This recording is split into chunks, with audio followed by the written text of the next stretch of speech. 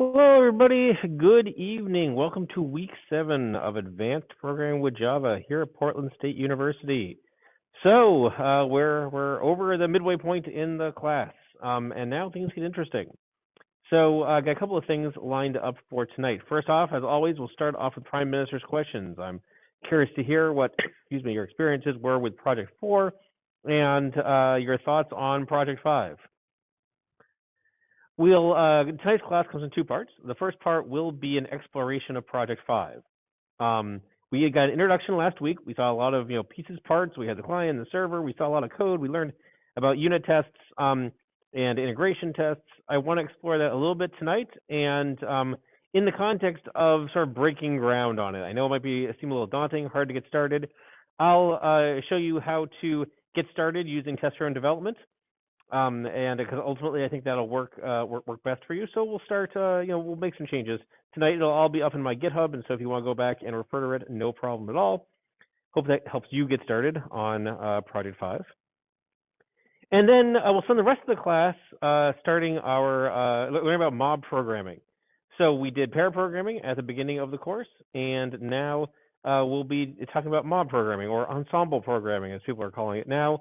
I think it'll be a different learning experience for you, and I'm curious to hear how you all do. So, but let's start off with questions. What can I tell you?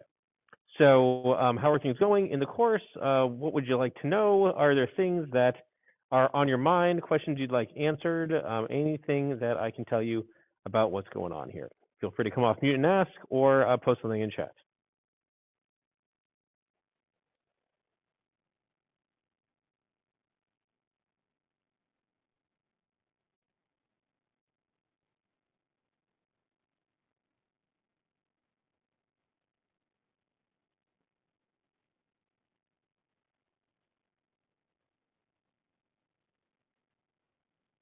I'll pose this question to the class. How was Project 4? How did you find working with XML? How did you find working with the DOM APIs, the Sax APIs, or Jaxby, or whatever it is that you did? What were your experiences there? I'm curious to hear how what you thought of that particular project.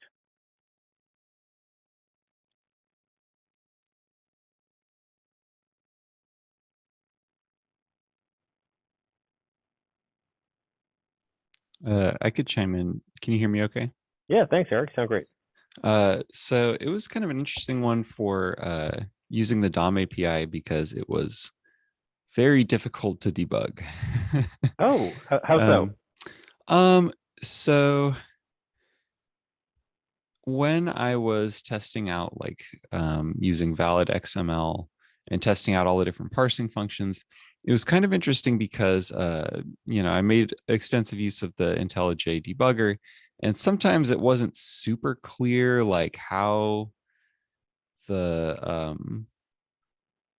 well, I guess it's kind of difficult to like tell exactly the structure of what it had parsed in all the time. So there's just a couple times where it took me a little bit extra time to like dig around and figure out if everything showed up right.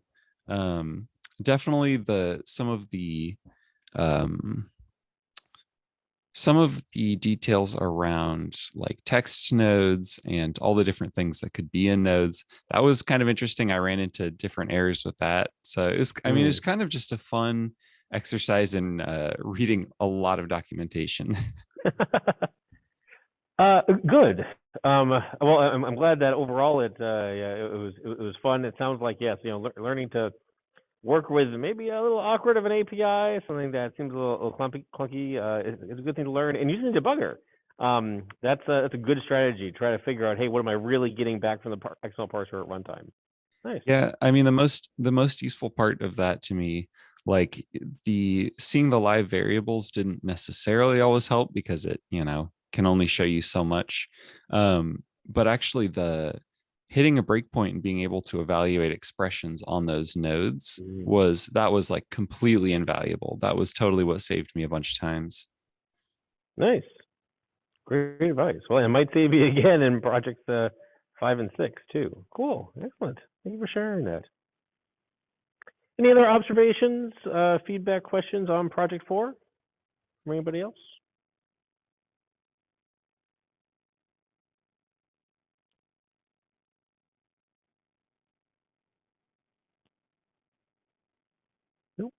Okay. Oh, yeah. Quick question. I noticed that. Okay, so question from Jacob. I noticed that system.console was null on the grader system according to the grading output. Is that expected? Oh, yeah. I think I saw that in a couple places too. I don't know what that means exactly. System.console. I don't. What is system.console exactly? System.console is null.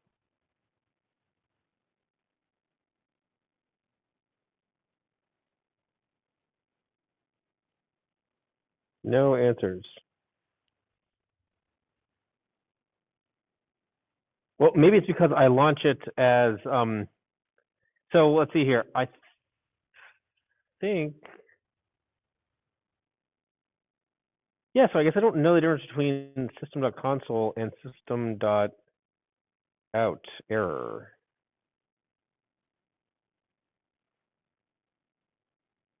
Let's see here. Read line if null.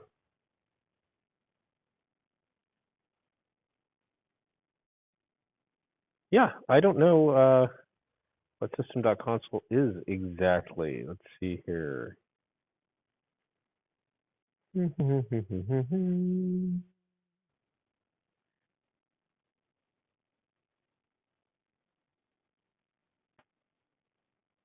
Yeah.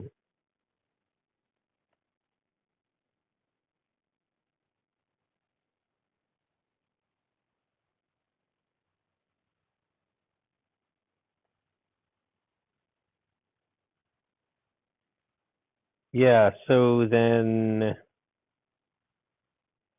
okay.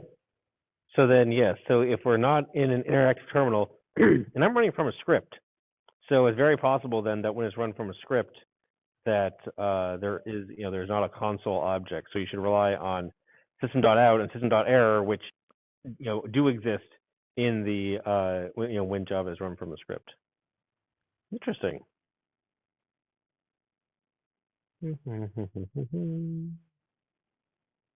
Yeah, interactive terminal, which I'm not running it from, I'm running it from a script, so maybe that doesn't,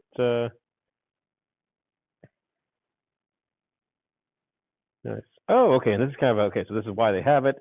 So if you have a bunch of concurrent programs that are all writing to system.out, there's no concurrency, they can stop all over each other, but console, I guess, makes it so that it's thread safe, which is nice. Cool, okay. Oh, let's see here. So then, some more commentary here.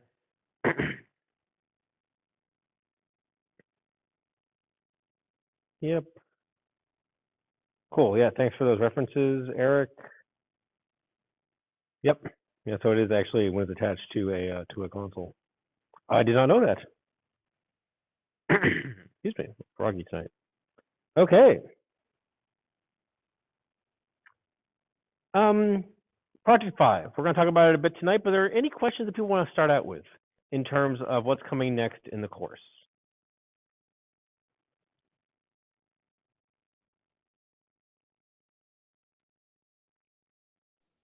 I just want to clarify that we don't have a project due next week. Is that right? Oh, yeah. So the question, London, was there is not a project due next week. That is correct. Okay. Project 5 is due on March 2nd, which is week after next. But then there's only 2 weeks after that before Project 6 is due. So don't want to dawdle, because Project 6 not only will probably take a while, but it's super fun. Well, thanks. Yep. Yeah, and we'll talk all about Android next week. And so then I think my advice would be get a lot of Project 5 done before next week, so you can sort of finish it off and then jump right into Project 6. Okay.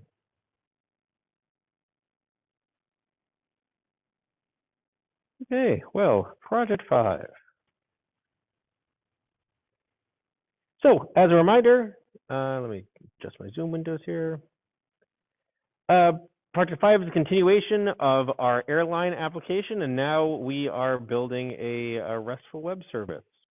And the picture that I have in my head is this one, where we have two Java processes that are communicating with each other. You have this, you have the Java web application running inside a Jetty web container, and then that is communicated with via HTTP from various clients. We saw last time that you can use a web browser to interact with the servlet through the web container.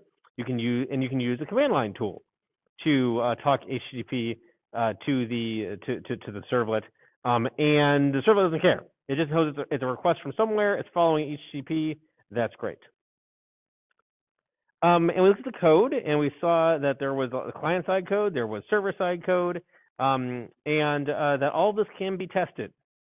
And so then what the project is to take the skeleton application that came out of the box, which is a simple dictionary application with words and definitions, and evolve that into an airline application that speaks airlines over HTTP. And all of that is described here in the assignment in terms of the behavior of the client command line, the Project 5 command line, and then also the URLs that are supported by the servlet. So, and history shows that this is a lot, and can be kind of a challenge to get started because this is very different from the first 4 projects. Because now you're dealing with a web application and you've got this client and server talking to each other. So what I'd like to do tonight is, I don't know, kind of explore using test-driven development to sort of break ground on Project 5. It'll give me an opportunity to talk about how to approach writing the tests, and I'll give you an opportunity to ask questions about what you're seeing to then give you the context, give you better context into developing your own Project 5. So let's see here. Let's remind ourselves what all of the pieces parts are. So here I am in my airline web, and I've got stuff on the server side and stuff on the client side, all here in my same package, which maybe is a little confusing, but I think we can figure it out. Then when I go to run it, let's see here. Oops. Let me get to the right place. To get this oops. Java 1 or 22. And this is airline web. Let's see here and here. I won't go to the same place.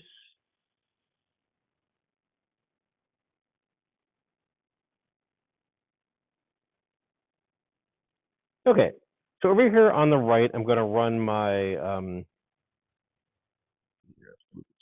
chat down here. I'm going to run my server. I'm going to run Jetty. So Maven W Jetty run. And so this runs the server side, which hosts my servlet. Remember, and recall what the servlet does. The servlet is the thing that handles the HTTP request. So if something makes an HTTP request of the servlet, there is this thing called Jetty that will take the raw HTTP, read it, and basically convert it into a call to a method on this Java object called a servlet. And so then the URLs that you use are things like localhost 8080, so the Jetty runs on port 8080 on localhost, local machine. And so the /airline then sends it to the airline web application. So that basically, we'll call it diagram. /airline then redirects it to this airline web application. And by default, it just serves up this index.html. But if you say /flights, this redirects it to the, oops, nope, sorry. Redirects it to, or directs the request to the airline server to the do get. And right now there's nothing in there. But if we were to go back and we were to put a word, let's just do the same thing. Doe, a deer. Doe is defined as a deer, and that's what happens when you, oops, And so now if I go back and I go and look at all the flights, I get the definition of doe, a deer. That's all we did last time. If you're like, I remember we did this, don't remember the details, you can go watch the lecture from last time. Similarly, so I can access the Jetty with a web browser. I can also use the executable jar file, the airline client, and this takes a host, a port, and then if it doesn't have a word in a definition, then it prints out all of the items in the dictionary. That's where you start. And so now, your job is to morph this application into the simple, a dictionary application into your airline application. So how do we do that? Well, let's go back and look at the assignment. The first thing I think I'm going to do is figure out how to create an airline with one flight. So now I'm not going to do all of this for you. And so what I'm going to do is I'm going to start the application. I'm going to start with something very simple, and there's a whole bunch of functionality I'm not going to implement in front of you because that's what your job is, right? But I'm going to start morphing. I'm going to start molding my application to be to go from being centered on a dictionary to be centered on an airline.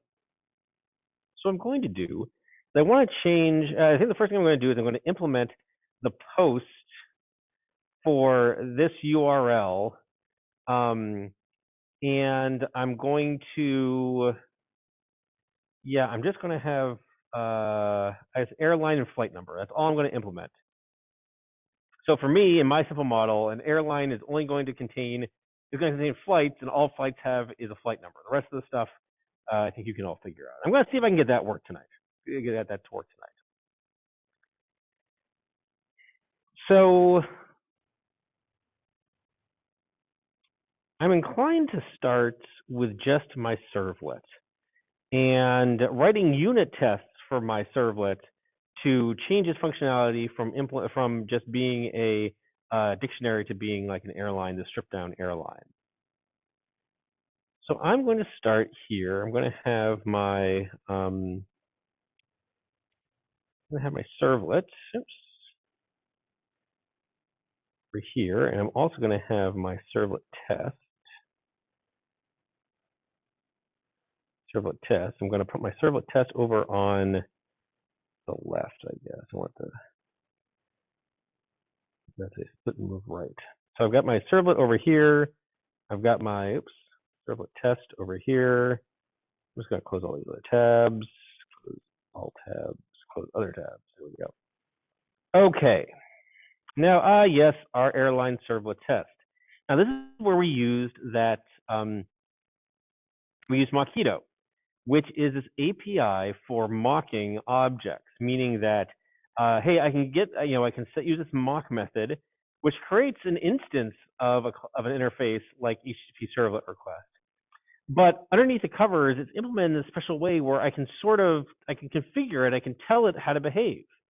So, we create our mock request, our mock response, and then we can configure these objects to do what we want, to say, oh yeah, when get writer is called on my response, then return this particular mock print writer.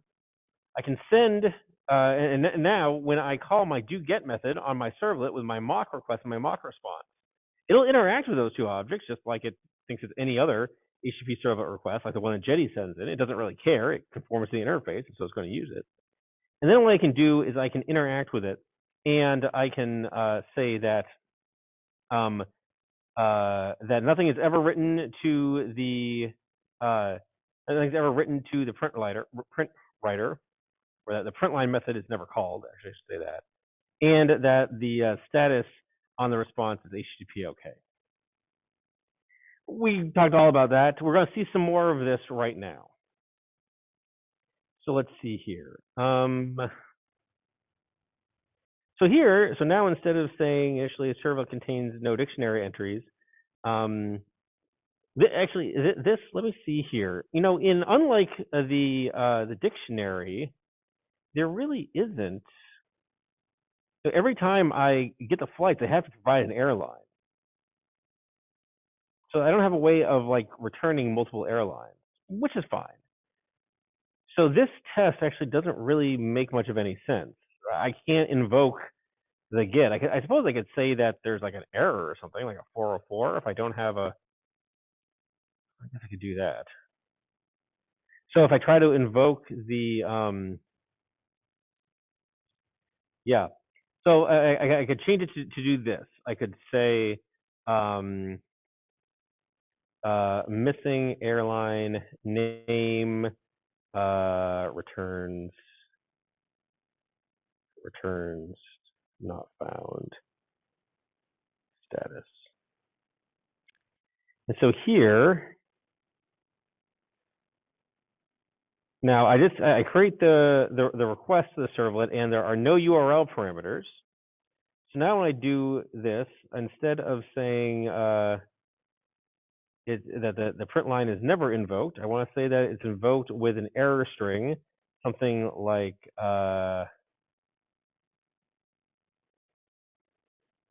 airline parameter is missing. Actually, this shouldn't be a not found. This should be a thing. Shoot, I forgot the name of it. Bad request. It's probably something in the 400s. There was like a required payment required approximation. Oh, I thought there was a missing parameter.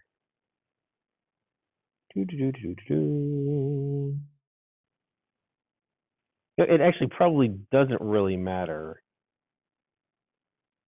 which one I use. I don't specify, particular error codes in the in the assignment, so we can just use precondition failed. Why not? Probably not the right thing. So whatever, precondition failed. Okay. So this is the behavior that I expect when I invoke. It's like literally this URL right here. So currently it returns it returns everything in the dictionary. Instead, now I want to produce an error. So now when I go to run this, not to fail.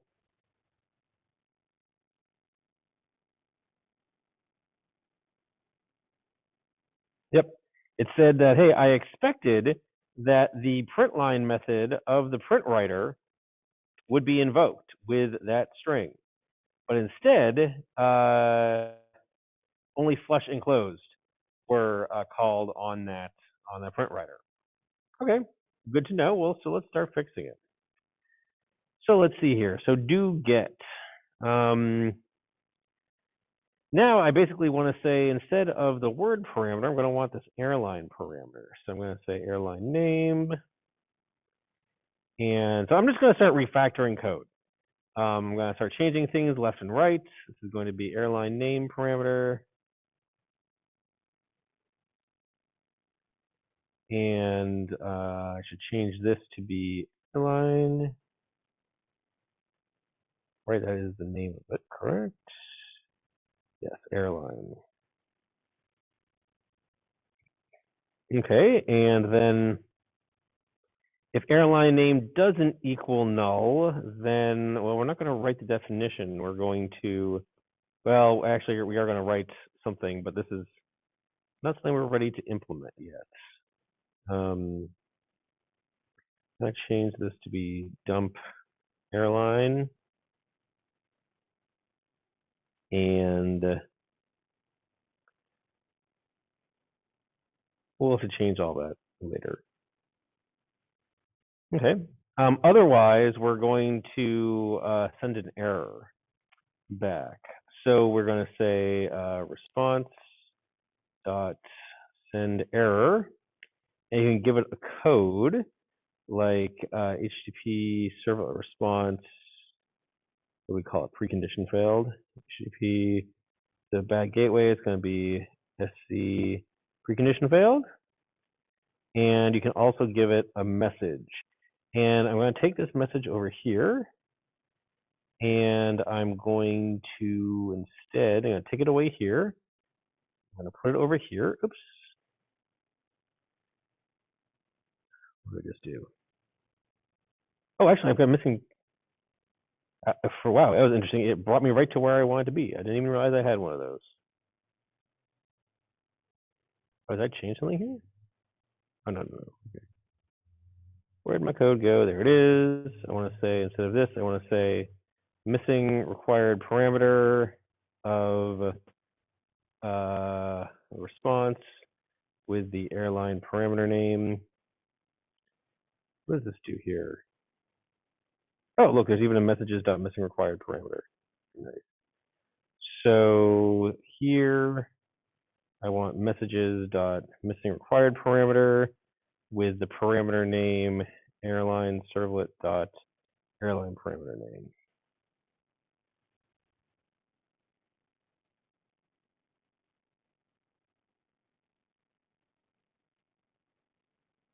Okay.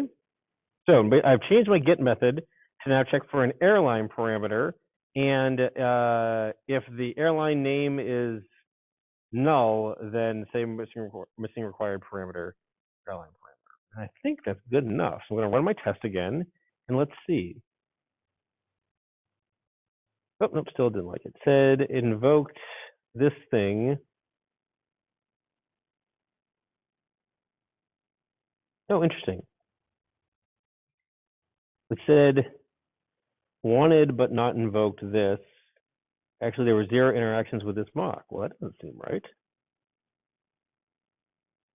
Interesting. Okay, well, let's debug it. Let's see what's going on. I generally don't know what's going on here, so let's debug it.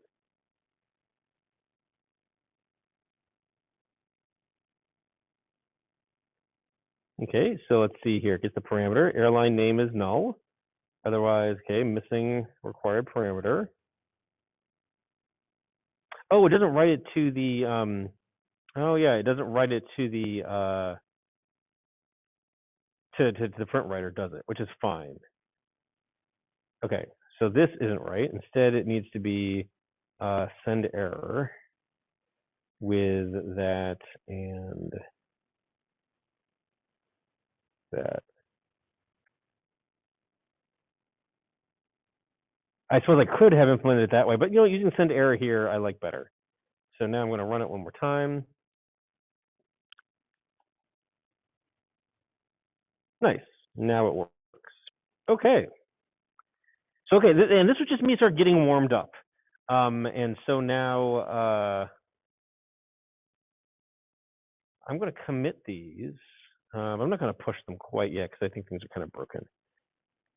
So I'm going to say commit, and I'm going to say begin breaking ground on the airline REST API by requiring an airline parameter for the URL. I'm just going to commit that. How do I just commit? Commit. Okay. Okay. Next. Okay.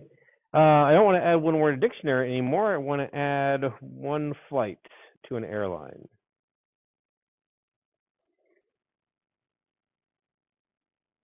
Okay. So now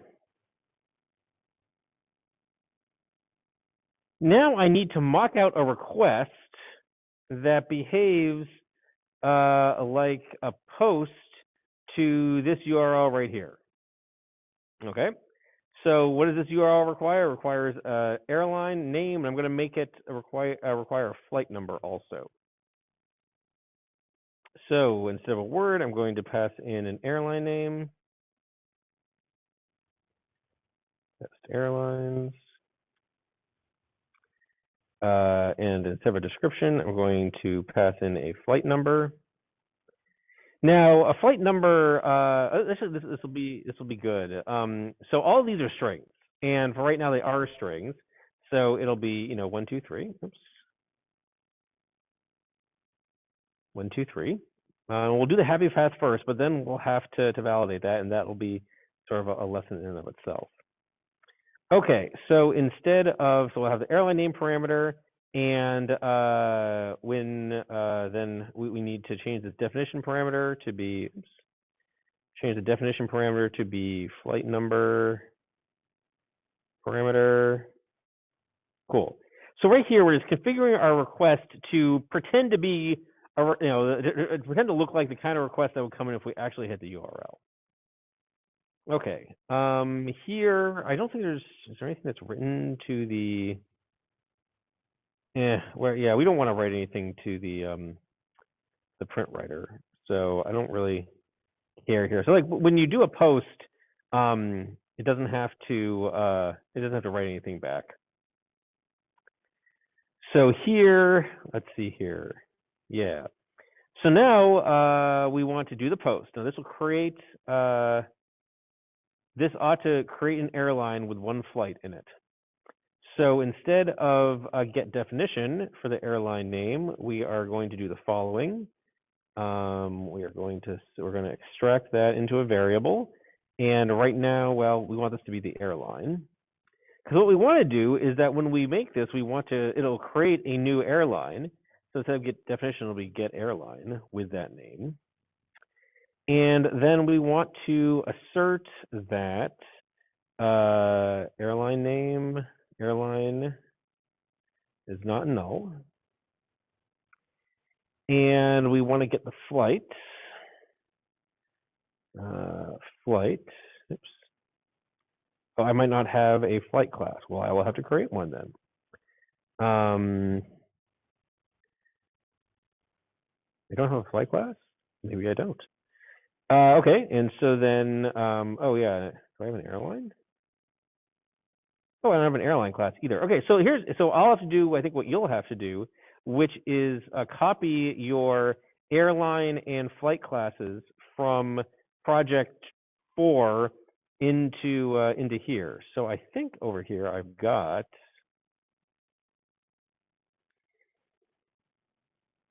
yep, I have airline and I have flight. I will just take those two, I will copy them, and I will paste them over here in source main Java. Nice, there they are. Now I've got an airline. Yep, I've got a flight. Oh, airline dot get flights. Okay, now make this be a collection of flights. Let's be flights. Assert that flights has size of 1, and then flights, oops, flights dot iterator dot next dot get number equal to flight number. It's not going to work because flight number needs to be an int. That's fine. I'll just instead send over here a string.value of. Nice. Okay. Both these need to be strings when you pass them in. However, we really want this to be a number here so that we can compare it as such. Okay, now let's see here. It's probably saying get airline doesn't return an airline, and so it should make get airline turn an airline. Okay, let's walk through our test again. We have some test data. We have the name of the test airline. We have the number that we're going to create. We put both of those on the request. So we say, hey, listen, with this mock request, when it's asked for the airline name parameter, then it returns the airline name value. Similarly, for the flight number parameter, it returns the flight number, the string value of the flight number. So we have our request. We'll mock our response, and then we'll do a post, which should create a new. Well, when we do this, we want this code to create a new airline with that one flight. Okay, and so we want to make sure everything was okay. So we'll go and we'll capture the meh. You know what? I'm just going to say we don't need to do the argument capture here. That was a neat example of how to do it, but it's really not necessary here. So then instead, we're just going to say that this set status was equal to that. And so then, yes, we call the due post. We make sure that like everything was okay, that the status was set to SC OK, which is like 200. And then we're going to make sure we're going to ask the servlet, hey, did you create an airline? Actually, with that name. Make sure that it was not null. We're going to get the flights. It should have one flight in it. We will go and get that flight object. We'll get the number of it. Maybe I should just add this there for clarity. And we'll say, hey, the number of that flight is equal to the number that we passed into the servlet. Cool, this is our test. And let's try to run it. Nope, it doesn't compile because it cannot find symbol airline. Oh, oops. Oh, did I move those to the test class? I think I did. No, I didn't, did I? No, airline is there.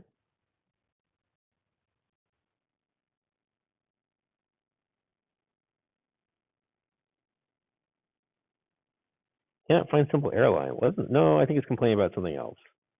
I think it's complaining about this. So this is not a dictionary anymore. We'll call it airlines. It's still a map, but now it's a map of string, which is the airline name, to an airline.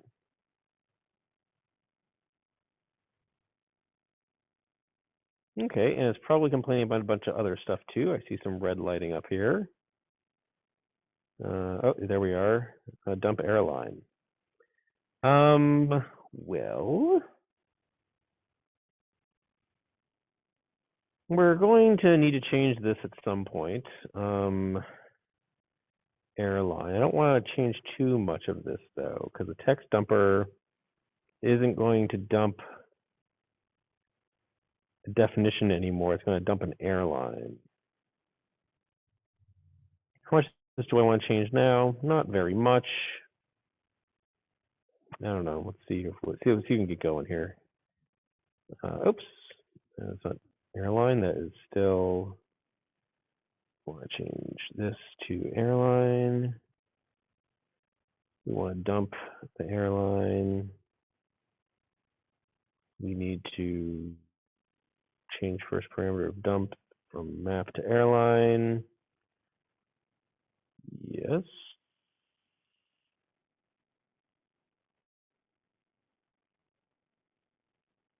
This would be an airline, and we'll have to implement this differently eventually, but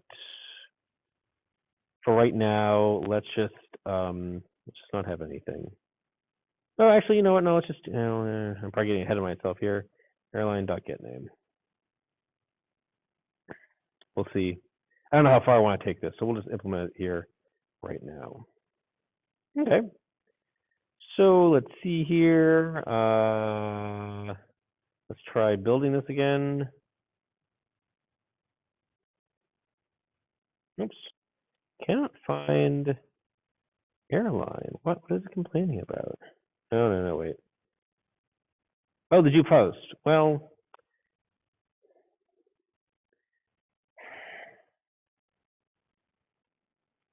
okay, well, while we're here, we might as well re-implement this also. So the due post is the code that is the code that will ultimately create the airline. So maybe we should just go ahead and do that now. So this is not the word this is not the word, it is the airline name that you get there. If airline name is null, we already did that. Here, this is going to be flight number string. It'll complain there. Otherwise, let's see here. Well, we want to get the airline. So the airline equals get airline. with the airline name. And we're going to put a new flight in it. So airline.add flight, new flight. Oh, what does my flight have? It needs to have a number. Okay, new flight, and we'll pass in the number. So we'll say integer.parseInt of flight number string. And then I think we need to create that constructor. That'll be flight number. And we'll just go ahead and do it. This stuff, flight number equals flight number. We're going to create that field. And when we're at it, we will implement this thing to return stuff flight number. I think the rest of the stuff can be left to later. Okay, airlines. Oh, interesting. So if there's not an existing airline already, then we want to we want to use the correct equal sign. And we'll put the airline name in with we'll create a new airline with the airline name, and we will put it into the airlines map. And then regardless of whether or not we created it, we will add the flights. And here, we're not going to write anything anymore to the print writer. And so we're just going to return the SCOK. So this is me implementing the logic of the do post method. So what do? We pull out the airline parameter, we pull out the flight parameter, and then we just have a little bit of logic, which says, okay, hey, listen, give me the airline. If there's an existing airline with that name, then create a new airline with that name, put it into the map. That's where we store it. And then we will add, regardless, we will add a new flight with that flight number to the airline. Okay, let's try running the test again and see what's working. Hope it's got one error over here. This is a really weird error. I cannot find symbol. I don't like this. Why is it complaining about this? So like it's not red over here, and yet it's not building. I wonder if I need to like do a rebuild or something.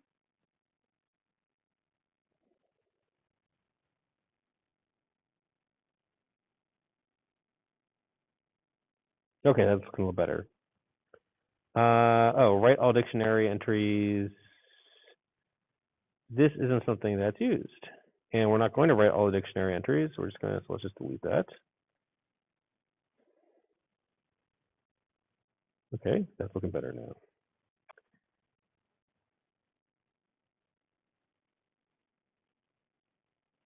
Oops, no, it's not. What does it say there? Cannot be converted to an airline. Text dumper parser test. Oh, it's over here, sorry. Dump and parse. Yeah. Okay, so this thing,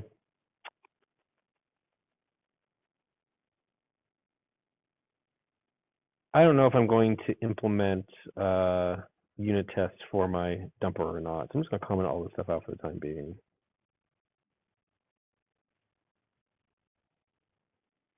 Okay, everything built finally. Now let's run it.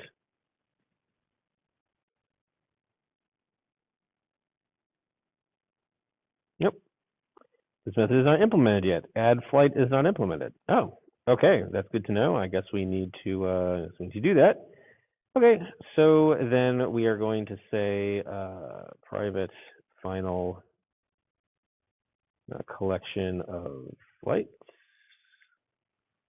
And this is going to be flights equals new array list. And let's say the stuff flights, add flight. Try it again. Oh, I'm going to have the same problem with get flights. Yep, I am. Okay. Return the stuff flights.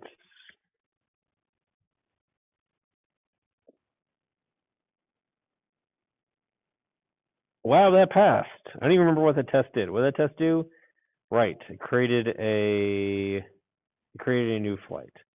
So I pass in, when I pass in the airline, when I pass in the flight to do post, it returns an SCOK, and then yes, it does create an airline inside the servlet.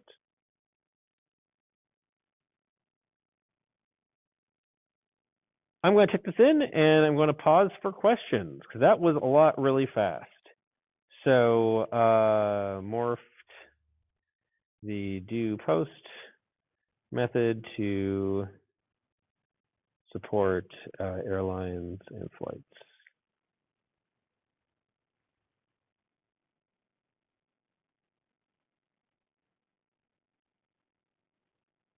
I don't want project. Okay.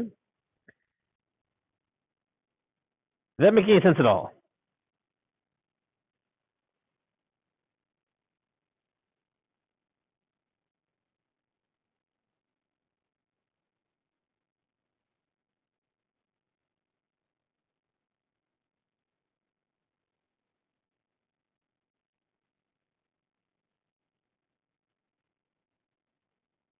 I'll take that as a yes.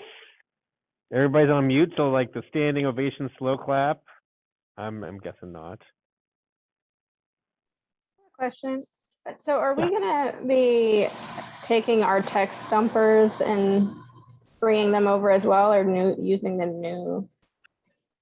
Oh, excellent question. Actually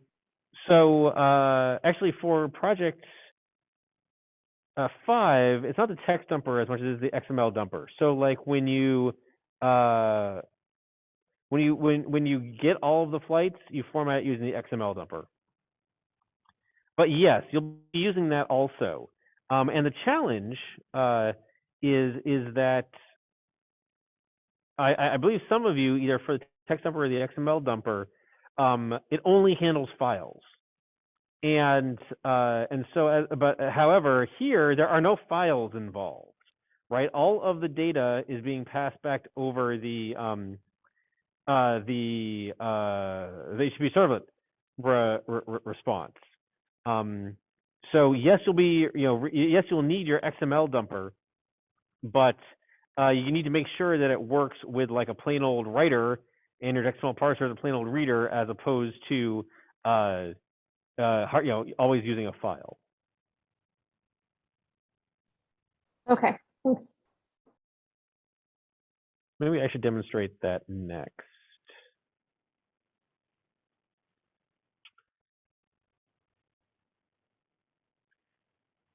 So here, so this is adding one flight to an airline, and now let's see here. Now let's implement. Well, and so then I think this is all I'm going to do for right now. I think you can see how you can follow the pattern then to pass in more parameters.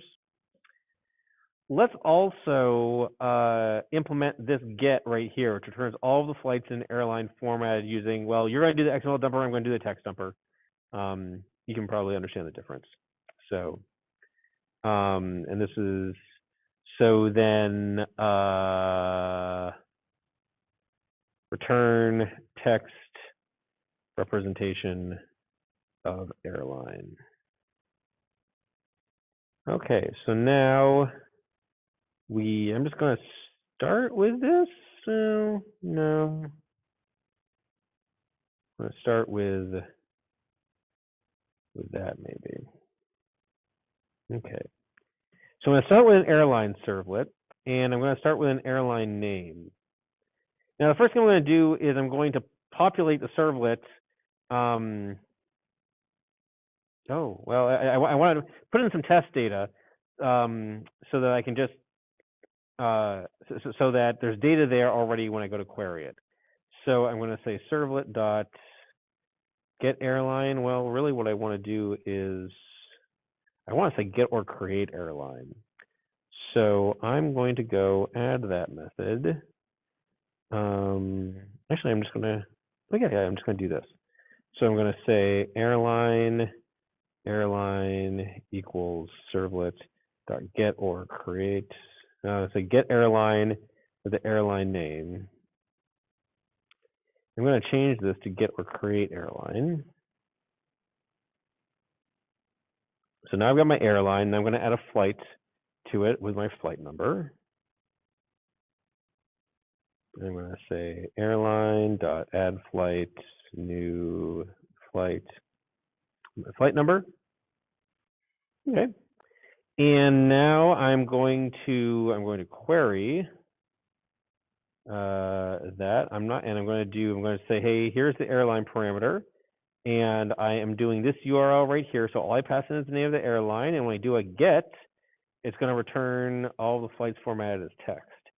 So I'm going to say do get here, and then it's probably complaining about exceptions. It is. Here, I want to set the status to be okay. Oh, but this is a place where I want to go, and I want to get the print writer. So I want to do, yeah, I think I had some code here and I deleted it, but I'll just recreate it again. Here, I want the response to have to write to a string writer. And so then when response get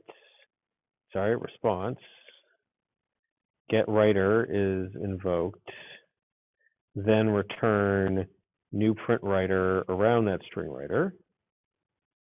I think I want it to do this auto flush thing. Is that right? Yeah, auto flush. Okay. Now when I do a get, I'm going to verify that yes, SC is okay.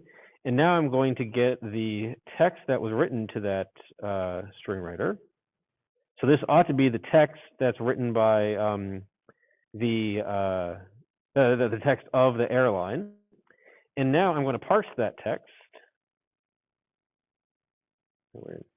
Yep, I'm going to parse that text. So using the, yeah, I'm just going to do this the fast way. Airline, I'm going to call airline2 equals new text parser with string reader around, string reader around the text. I'm going to call the parse method there. Oops, and I got to change that to return that. So now parse is going to return an airline instead. And it's going to have problems left and right, but I'm going to go back here. Parse, more exceptions to be thrown. Okay. And then I'm going to assert that that airline2 dot get name is the same as airline name. And I'm equal to airline name.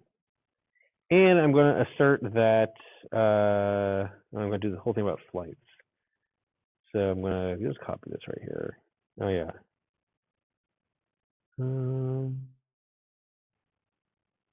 Yeah.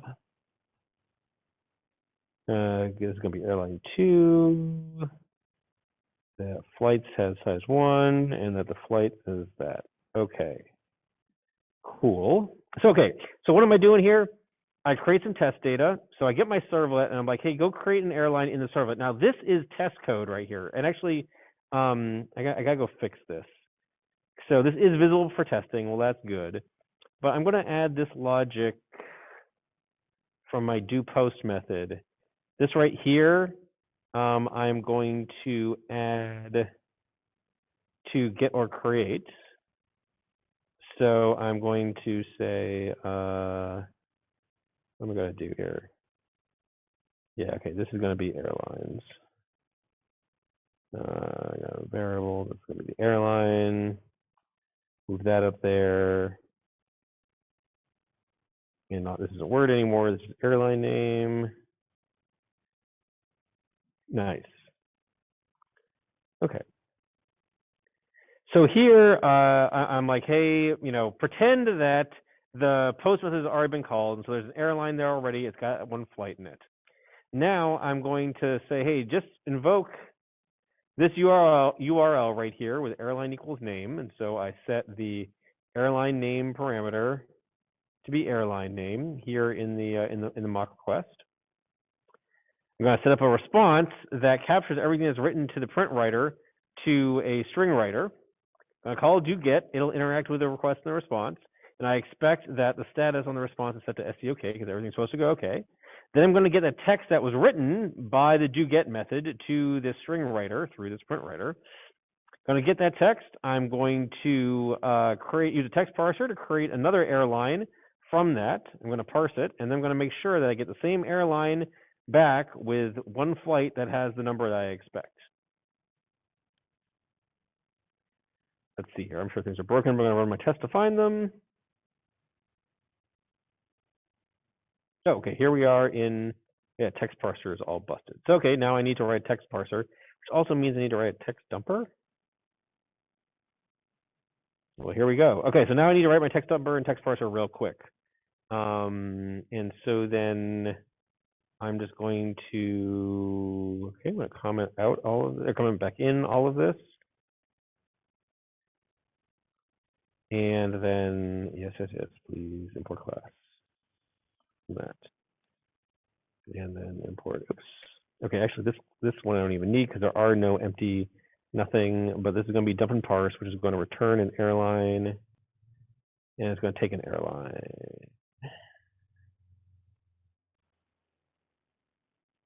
And this is not going to be a map, it's going to be an airline. Yep, import that. Import Java IO string writer. Import string reader, great. Okay, and now I just need to have,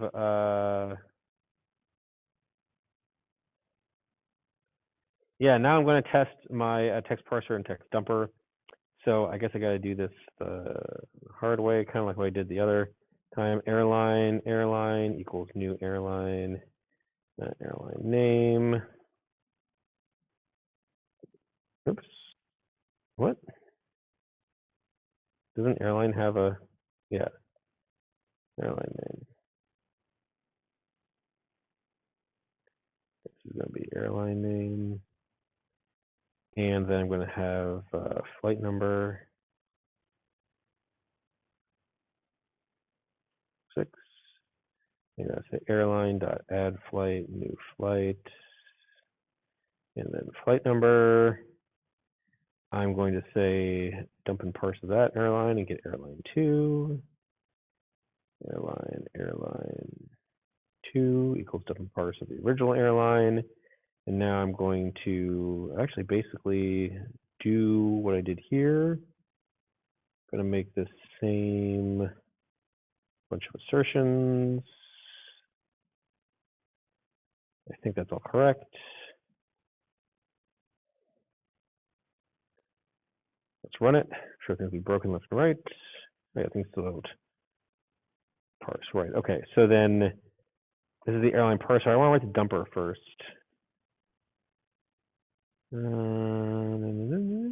Oops, wrong thing. Dump and parse. Text dumper. I had it over here already. So we're just going to write everything on one line. So first print out the airline name. I'll just do that for now. And so then for text parser, we read each line. Instead of doing all of this, like, yep. Instead of doing all of this regular expression stuff, we don't do that. Read each line. We're going to have an airline equals null. So what we're going to do is we're going to say, yeah, so if airline equals null, then the line that we're reading must be the name of the airline. So string airline name equals line, and then airline equals new airline, airline name. What is it saying? It's probably telling me I can inline this. Sure. Okay, and then we're going to return, not the map, we're going to return the airline. Doesn't it like, oh, it's got a bunch of stuff over here. Okay.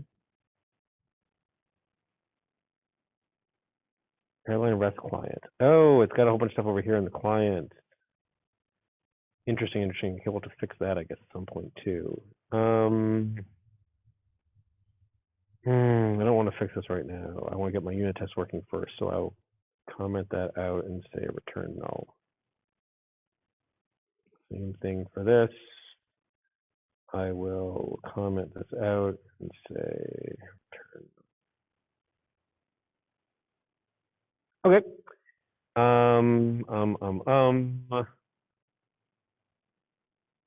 Actually, no, I want a text parser dumper test. Let's see here.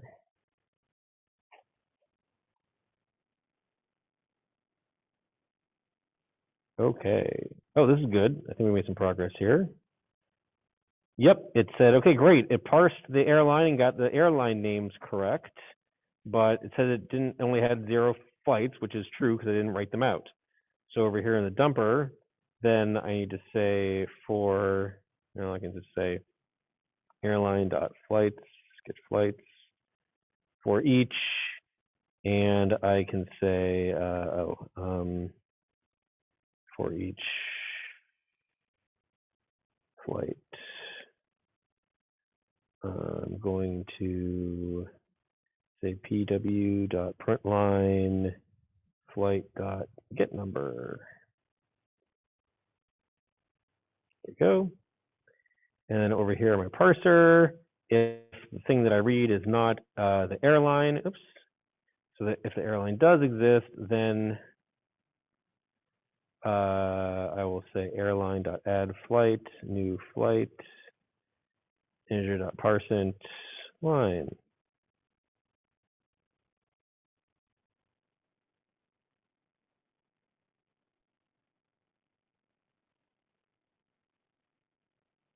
Okay, that's a straightforward text parser, text dumper implementation. Of course, you already have yours, so this is just for me trying to get enough of this so that I can then test all this.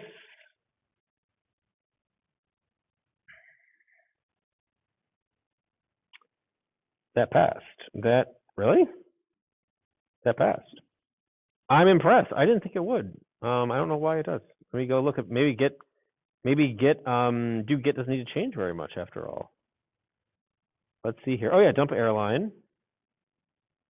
And what does it do? It says it goes and gets the airline. If it's oh wait, it's never gonna be null. Oh, interesting. Okay. I don't want that to be get or create. I want this one to be get.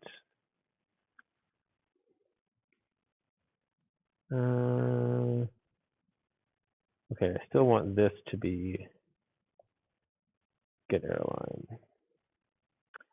And I still want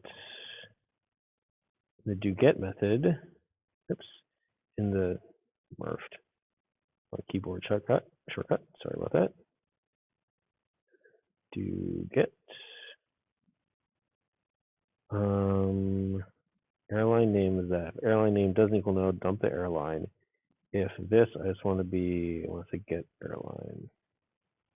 The airline is null. Of course, it's something that you'll want to test in your unit test to make sure that you have this logic covered. Otherwise, okay, so the airline is not null. I go and I get the print writer from the response. I create a text dumper and I dump it and I set stats. Okay, well, I guess it does work. Okay, that's pretty nice. Okay, so that's how you implement do get.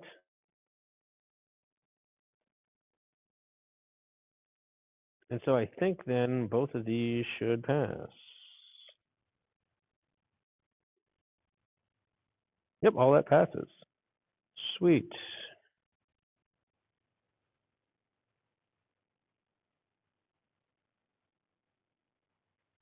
Okay.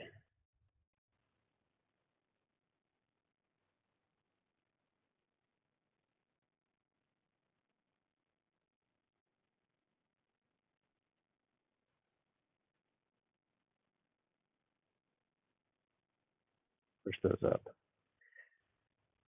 Okay. I think it's time for a break.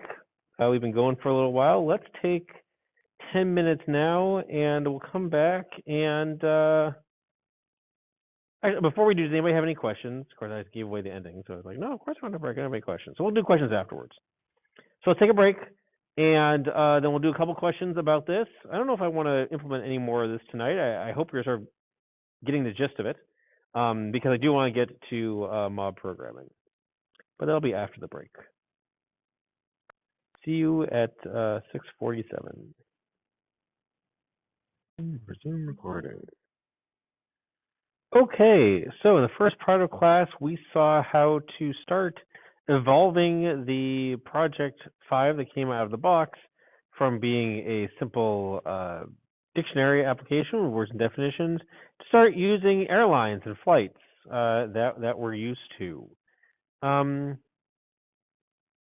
I think I want to do a little bit more focusing on integration tests. But before I do, what questions do you have? I know a lot of code went by and it went by pretty quickly. But what can I tell you right here and now to help your learning during the week?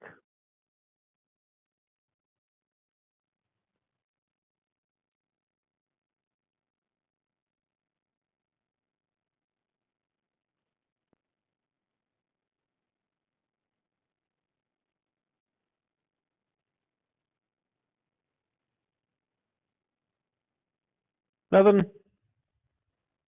Okay, that's fine. It's understandable. And of course, as you work on this during the week or during the next couple of weeks, please reach out to me. Actually, reach out to the class on the Project 5 channel in Slack. You'll get your questions answered faster, but I will chime in when I see things. Okay. We focused on the unit test for our servlet, and I think we've got the servlet working, right? We have unit tests that show that. Now I want to run some. I want to run. I want to write some integration tests. Yeah, but actually, for first, let's try something. I've changed my code. So I've changed my code. I need to restart. I need to restart my Jetty. So I'll do that. I'll recompile everything. This might actually blow up because I bet there are some unit tests that don't pass.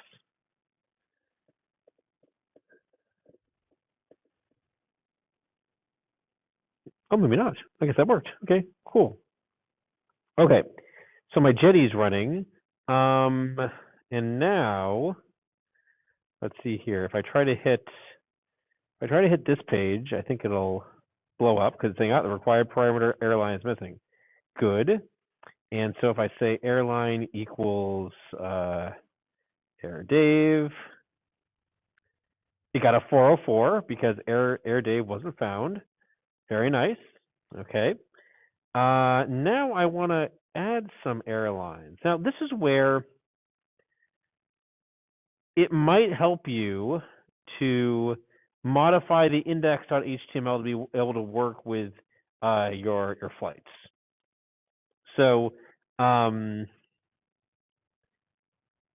if you're familiar enough with HTML, you can go ahead and modify this. Otherwise, don't spend your entire weekend learning HTML just for this the one thing. But for me, I find this to be easy or helpful. Okay, so let's see here. Now, what these HTML forms do is that they get and post, and they post to the flights URL. So now, let's see here. So now when we want to, say, get the text for airline. And here we want to have an input. Oops. That looks like, actually we don't, we can just delete this one. We don't want the one with 0 arguments. We'll just say get flights for airline.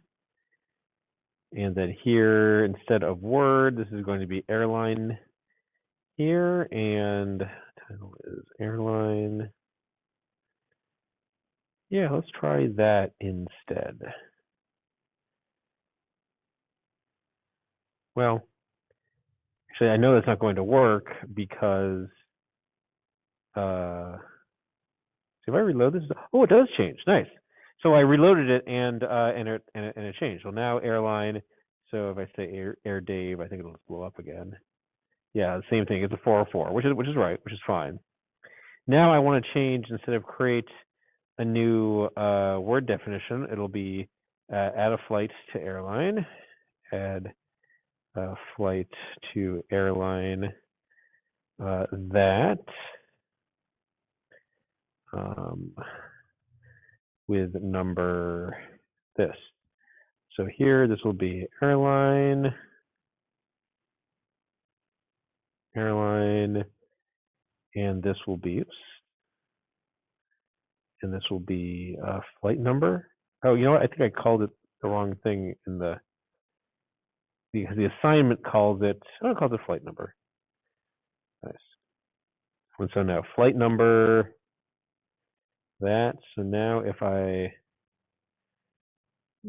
reload, okay, add flight to airline, Air Dave, with number 12345 or 1345. Oh, it says the required parameter definition is missing. That's surprising. Why does it think that?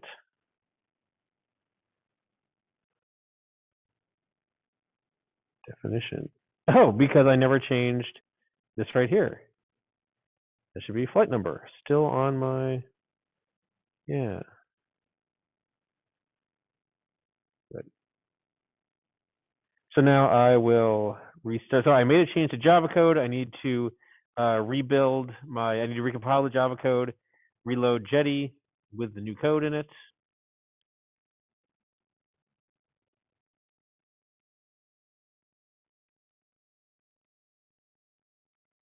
Going to reload this and add flight to airline Air Dave with number 145. Submit that. Looks like it posted and it didn't have any output, and that's fine. Now get flights for Air Dave. Hey, son of a gun! There it is. So you know what? Based on my HTTP form, it looks like my airlines, my survey looks pretty good. But this isn't sufficient, right? We want to have some automated tests for this. So modify the index.html to work with airlines.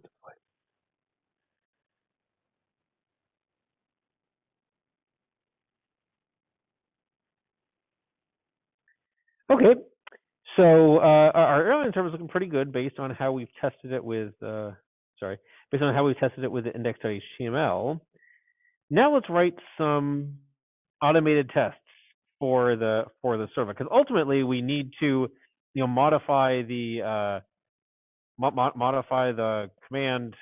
Well, ultimately we need to do the command line application side of it too, which means now we need to work with the airline REST client and the airline REST client test. So now we're going to be working with client-side code. Let's see here, airline REST client integration test. So let's see here. Right now, we've got all sorts of we've got a lot of renaming to do, first of all. So let's see here.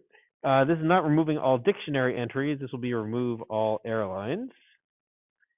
And we make the new airline REST client, and instead of this thing, we're going to say remove all airlines.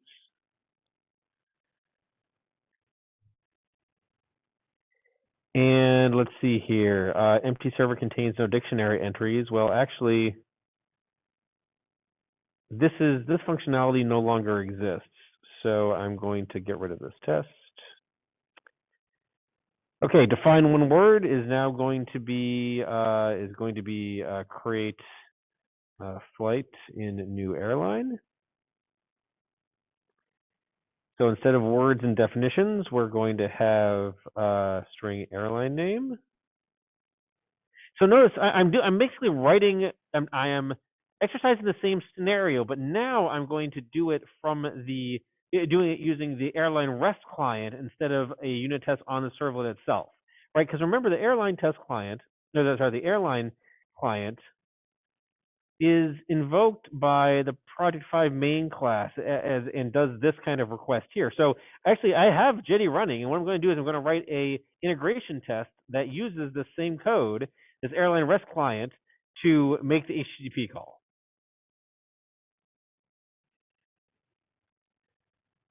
Airline, and then this will be the flight number. Yeah. Oops.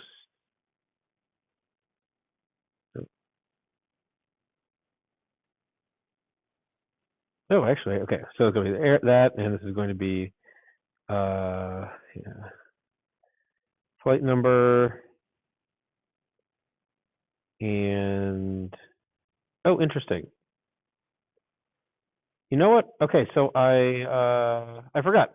So the airline REST client, this is meant to hide all of the abstract. It's meant to be an abstraction over calling the REST API, making all the HTTP calls, and more importantly, and on all of the underlying code that has to like read the response and then return something based on it. So but what the client does then is it's going to speak the language of the application. So it's going to use airline and flight objects. So here I'm actually, I'm going to create. I'm just going to use like the Fluent types, and so now I'm going to add dictionary entry to the airline, and I'm just going to say new flight, because why not? So I won't bother creating an airline object here. I guess it doesn't make much sense. But I will create a flight. So I will change that to be a flight. Sure, I can change those names later. And similarly, instead of get definition, I will say get airline with the airline name. This won't return a definition anymore. It's going to return an airline. It's going to be of type airline. And then I'm going to change this to return an airline. And then I will do that comparison. So I'm going to say airline. I'm going to say the airline is null. Assert that airline not null value. I'm going to say that the airline dot get name equals to the airline name. And then I'm going to do that thing again where I get the flights. So collection of flights equals airline dot get flights. And I'm going to say assert that, assert that flights has size 1, flight equals flights, flights dot iterator dot, let's see, giving for the stream, reduce, parallel, find first. Anyway, flights iterator dot next, and then assert that flight dot get number equal to flight number. So basically, what am I doing here? I'm saying, hey, airline client, go edit a dictionary. That's entry. No, that should not be it. This should be called add flight. Add a flight to the airline with the given name. Then go get the airline. And remember, this is the client. This is going to ultimately make a REST call. Ultimately going to make an HTTP request, make a REST call all the way out here, and it'll hit the servlet, and then it'll return. Well, here when you create it, it doesn't return anything, but when you get it, it's going to return the text representation of the airline. I want the client to turn that text representation into an airline object so that I'm just dealing with airlines and flights here. So what this does is it just provides different abstractions over your code. So this, here we just deal with airlines and flights. No big deal. And so we have a separation of responsibilities. The client is meant to hide all that implementation of the REST API over the airline and flight classes. Okay, so let's, we know we have some red over here, so let's go fix it. Okay, so now, okay, well, here we go. Okay, now let's take a look at our airline REST client. So this is the implementation of the thing that we're testing. So we wrote the test first over here. The test is pretty straightforward. It's doing what we did, it's basically exercising the same functionality, but now it's doing it through the airline REST client, right? It adds a flight and makes sure that that when we ask for the flights for the airline, that flight is included. So how do we do this? Well, let's see here. This extends HTTP request helper, which gives us methods like the get method and the post method. So let's see here. We don't need to get all dictionary entries anymore, so I'm just going to go ahead and delete it. Oh, what is this? That's in main. Oh, that ain't right. We're not going to. Okay, I can leave that there. Actually, let's take this out. Let's say throw new unsupported operation. Unsupported operation exception. Delete me. Okay, so now get airline. Okay, well, what does it do? It says, okay, go fetch the URL with the parameters, well, airline, and then rename all, versus airline. Oh. And now instead of null, I'm just going to return whatever this parses.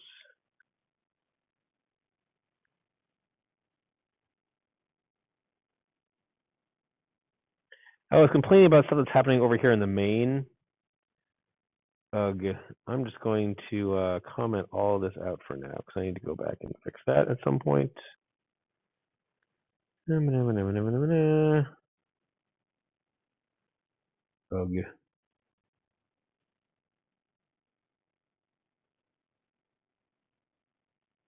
Also compile.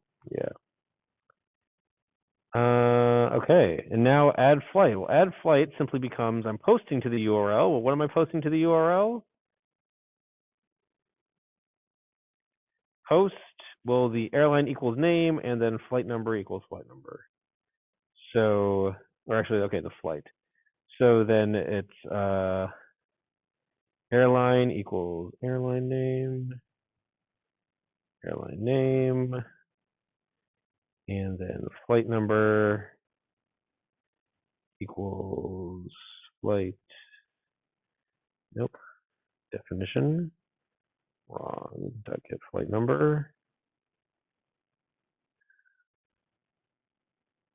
This is flight. We need to turn that into a string. Value of. Paren. Nice. What is it complaining about? Oh. Empty string, empty string. There is a test that'll correspond to that, but I'll let you figure that out. Okay.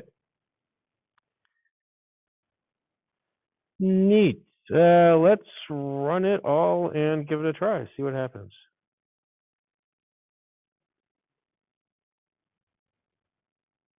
What? That passed? Wow. This is kind of the neat thing. It's like once you get the servlet running, things just sort of fall into place nicely if you, sort of understand all the pieces parts. And as you can see, the get airline and the add flight method are pretty straightforward. All we're doing is we're saying, hey, here's an airline, and okay, we need to go off and fetch the URL with parameters of airline and the airline name. Actually, airline name. Code occurrences, airline name. So you go off and get, and you say, hey, if it's not HTTP okay, throw an exception. Otherwise, get the content, parse it using the text parser, and send it back. Send the airline that was parsed from the response from the HTTP request back. Similarly for add flight, all you need to do is convert the put together those URL parameters. So the first one is going to be the name of the airline. The second one is the flight number, and you post it off. It'll go off and create it. So this all seemed to work. I'm pretty impressed. So that, in a nutshell, are the kinds of things that you'll need to do for Project 5. You'll also need to modify your Project 5 main. I'm not going to do that in front of you. I think you've seen enough. So let's see here. Modify the integration test. Well, the airline REST client to work with the airline-based servlet.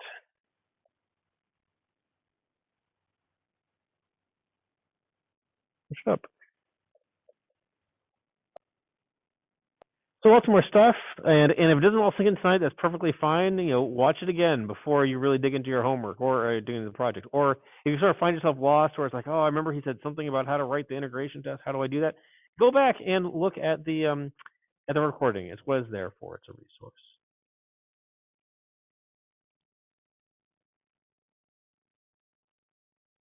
Okay. Any questions on that?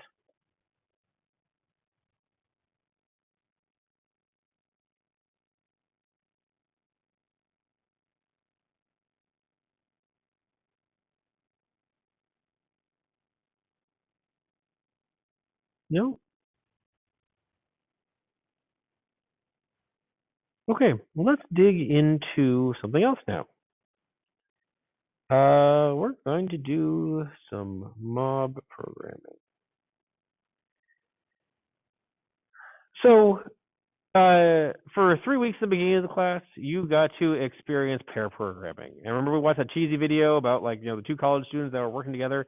Well, and that's how pair programming works, right? You've got two people that are focused on the code. There are these two sort of roles they take on, the driver and the navigator. One person is focused on typing and sort of getting the code implemented, writing the tests, all that. And the navigator is more thinking about the problem at hand, and you switch back and forth because each of these takes different kinds of thinking, and you get tired after a while. So it's good to go back and forth. Well, pair programming has been around for a long time, and in more recently, and actually, gosh, it's probably been close to 10 years now, there have been people evangelizing what they call mob programming, or what people are starting to call ensemble programming, which is a little nicer word. I mean, mob sort of connotes people with pitchforks and torches and things like that, going to attack Frankenstein's monster or something. It's not like that, right? They're actually really nice people. I like ensemble because it's more like an orchestra or a symphony or something. People working together, doing their own thing but in concert to make beautiful music. So the thinking behind mob programming is, well, why not put the entire team in front of the code, right? Why put two people? Why not put everybody in front of the code? And just like mob programming, this is like counterintuitive. What? Nothing's ever going to get done. Oh no, everything's it's going to take forever. And actually, what people have found is that the problems get solved faster, and that the team becomes much more resilient because there aren't silos of information. Everybody is familiar with the code. Everybody contributed to the decision, and so everybody understands why things are the way they are. And so it makes the team much more resilient to an individual, having to go to a meeting or being out sick for a day or leaving the company or whatever. So I think mob programming is pretty cool and definitely worth studying. So I am going to play a video. There is no sound to the video. Let me, here we go. Okay. So let me well, actually, I'll just play it and narrate along. So basically, they took a video, a bunch of still frames of, okay, here's the team. So here we are in the morning. What is the team doing? Well, they're talking. They're planning for the day. They're gonna figure out what's going on. You see how everybody has their own laptop, their own machine that they can get used to. But really, they're pointing out here in these little red bubbles that there aren't meetings, just everybody working together through the day. So it's not this on and off thing. It's not this context switch. So here's this guy working there at the keyboard. What you don't see is the projector. Well, actually, sorry, you see the projector here, but you don't see the screen. And so now there's one driver, but there's a whole bunch of navigators. And people can come in and out of the conversation, like the product owner. The product owner is the person that is helping them understand what the customer needs and is giving the feedback on how the software is interacted with, not so much the implementation. And so, okay, the product owner kind of comes in and out during the day, but now, okay, it's time for someone else to take the driver's seat and and do some coding while everybody else is advising, everybody else is trying to understand, hey, what's the next test we need to write? No, I mean, during the day, it's okay for someone to take a little break. This guy has an expense report to do, apparently. Okay, that's cool. very shortly they're going to break for lunch. Woody's drinking his Dr. Pepper apparently. And so this is what mob programming looks like. As you can see, people are engaged. People are are asking questions. People are getting questions answered. So he's doing a little bit he's got a sad desk lunch going on or whatever. Okay, fine. Eating his turkey sandwich on whole wheat or whatever it is that he's doing. But very shortly after lunch, people will come back and return and start all over again. And the nice thing about mob programming is that it provides a lot of continuity during the day. Everybody is focused on the same problems, on the same tasks, and allows you to go actually really fast because you tend not to get stuck as much. So like, when one person is, maybe stuck, isn't, thinking what's going on, there are other people there to help them. And, when there's ego-less, ensemble programming, oh, hey, someone is stuck or someone's not feeling it or whatever, they can tap out and someone else will come right in. Because this happens, right? It happens to all of us where we're like, I'm not in it right now, or, this problem is really hard. I need someone else to help me. And there are lots of people who are there to help them out.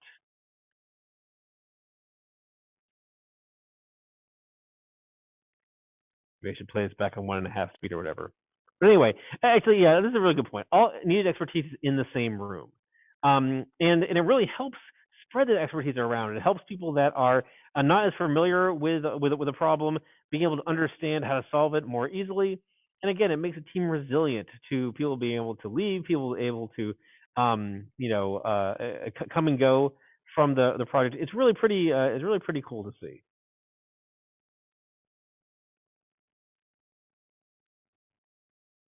Here we are. It's 4 p.m. They're done for the day. They've figured it out. And that was my programming.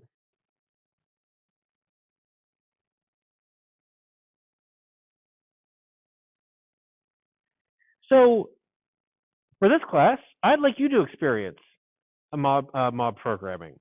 And so then for this week, the next week, and the week after that, so for today and the next 2 weeks, you all have an opportunity to mob program on a kata.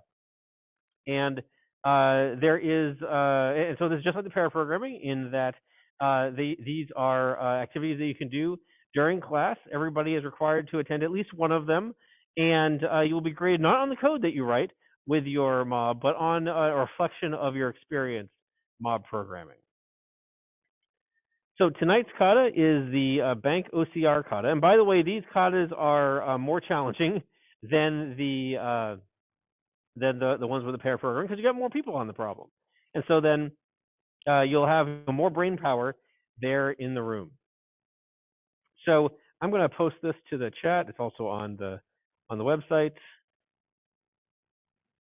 There is the kata for tonight. Basically, what you're given is a sequence of characters that represent numbers, and so they're used, with pipes and underscores, and I guess really it's pipes and underscores, and over, I believe, 3 lines of text. Yes, 3 lines of text. And so what you're supposed to do is supposed to parse this and figure out what numbers you're dealing with. That's the first user story. This is probably all we'll have time for tonight. It usually takes a little while to do that. But then, yep, you can implement a checksum feature and things like that.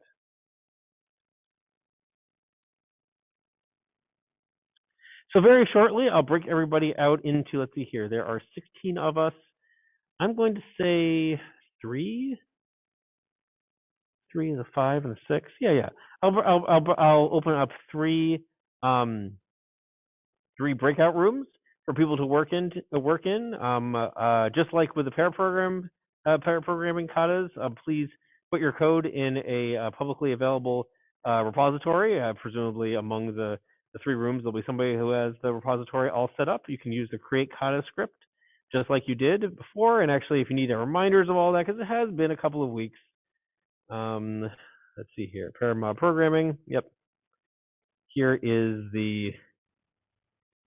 that. And also, Code with Me works really well with mob programming too. And actually, I mean, that video was taken before there were tools like Code with Me widely available.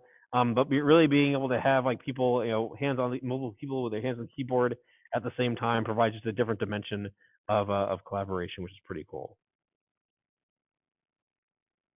So, any questions about what we'll be doing? This will take the rest of the class. We'll spend the next hour and 15 minutes on this.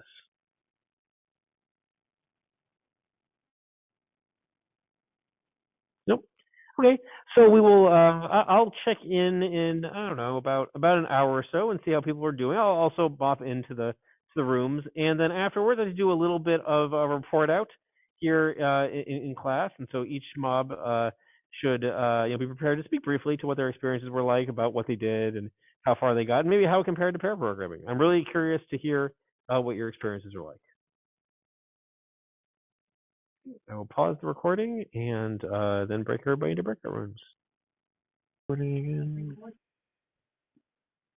Okay, wow, hey. I am really excited to hear about what your experiences were like mob programming. We spent more time than I thought. Everybody seemed really engaged, excited about what they were doing. I think it was an interesting kata. I saw some interesting approaches and stuff. Can't wait to hear all about it. So I'm just going to go through the rooms. There are only 3 of us. So I'd appreciate it if 1 or more people would come off mute and talk about what they experienced. Let's start with room 1, which is Jacob P., Josh, Patrick, and Tway.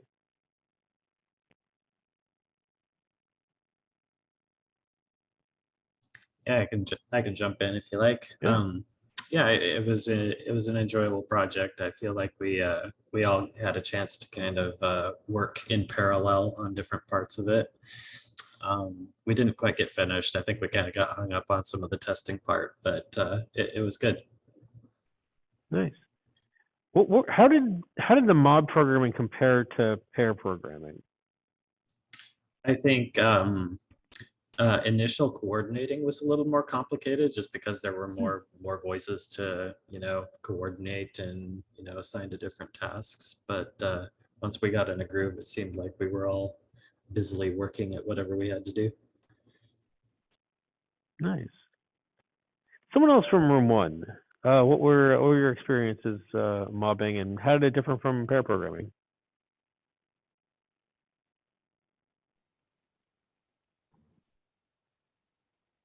I guess I'll say something. Sorry. Yeah, let me take you off speaker here. Wait a second. Try it now. Well, I mean, there's a lot of little challenges. Like, I think it was harder than with pair programming to know what everybody was doing. So every once in a while, I had to spend some time maybe looking at what everyone had written. But on the flip side, I mean, it was getting written really fast. So I think it was effective. Oh, interesting. Yes, and so I think what we saw in the video was there was one driver and then lots of navigators. I think what we're experiencing here, because we have things like Code with Me and everybody is sitting there at a machine, we're seeing people swarming all in the problem, working in parallel. Don't know if it's right or wrong. It's different. Cool. Okay. Thank you. Anybody else from room 1?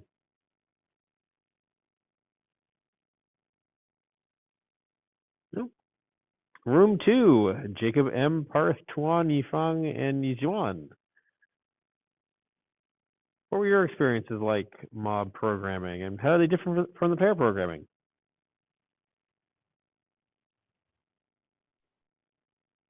I think it's interesting. There's just a lot more, I guess, to coordinate than pair programming. What were some of the things you had to coordinate? I guess whenever the code is actually run, that comes up as an issue more. Just because there are more people writing stuff at one time, so it gets a little tricky. Yeah, interesting.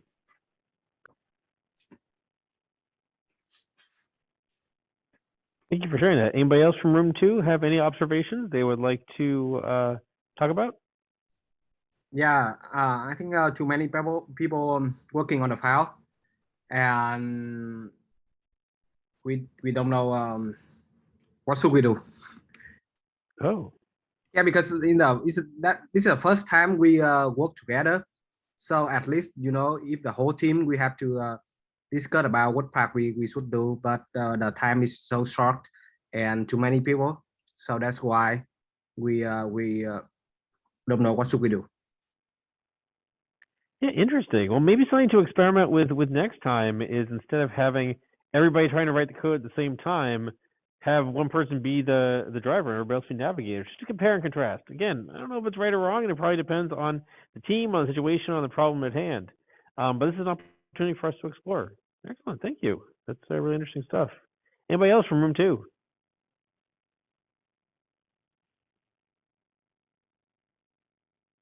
Nope. Room 3, Eric, London, Mina, and Santiago. What were your experiences like, and what did you learn? How is it different from pair programming? I think that it was really fun. It was I like the idea of having sort of more inputs on the task at hand, because there's a lot of different times when I may have been confused at certain parts, but then someone would explain something to me, and then we kind of just all build on top of the idea to find some solution, even though we didn't finish. But Okay, nice. Others, how was the approach? And do you think if it only been 2 people, you would approach the problems differently? sorry, what was that? Oh, with regards to how you approach the problem. So with 4 pairs of eyes on the problem versus 2 pairs of eyes, do you think, or 1, do you think that you ended up approaching the solution differently? That's a good question. I think that what would have been nice is to have a lot more time to just plan, because we did spend a lot of time, a good amount of time, handful of time, just like on our text document for sort of the test, and just like writing out that way besides coding. And we did hit a point where we're like, oh shoot, we should probably start coding because there's only so much time left, you know. But I do think that there was a benefit of having more, more than just like pair programming, more heads, in my opinion. Thanks, Eric. How about others in that group? How'd you find it? It's actually kind of hard to compare it with pair programming because our group has 4 people, and both of the pair programming experiences that I have had has been with 2 other people. So it's comparing 3 and 4, and so it's not that big of a difference in group size. So then it's really hard for me to compare between pair programming and mock programming now, because I was trying to think of it, but yeah, I can't. It's hard. Yeah, fair enough. Interesting. Okay, yeah. So we ended up with what, 2 mobs of 4 people, and I think 1 mob with 6. So maybe we'll have larger mobs next time and see what it's like. So fewer larger mobs. Excellent. Anything else people would like to contribute as far as observations or questions, thoughts, learnings from the mob program exercise tonight? I do want to say it's nice to have other people's ideas, and because my group did take a lot of time to process the problem and brainstorm ideas on approaches and how we would go about things. And I really like that. I think it helps me in certain ways, and then I feel like I can contribute and help others in certain ways. And then we're more of we have a common aim at solving this problem. So I do want to say that. Great. Thank you for that observation. That's really cool.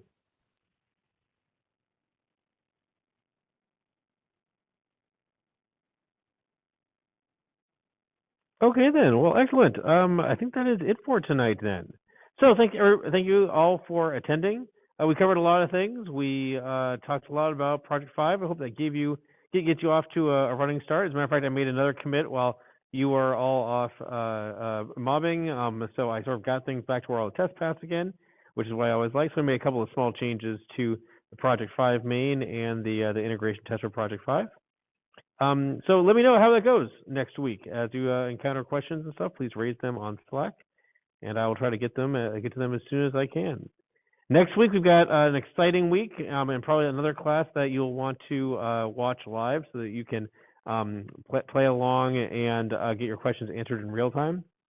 We will be starting our Android project, and actually next week will be focused pretty much exclusively on getting our environment up and running.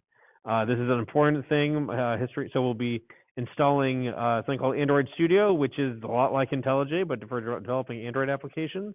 And history shows that for some people with some laptop environments and stuff, might be a little challenge to get going off the ground and get everything running.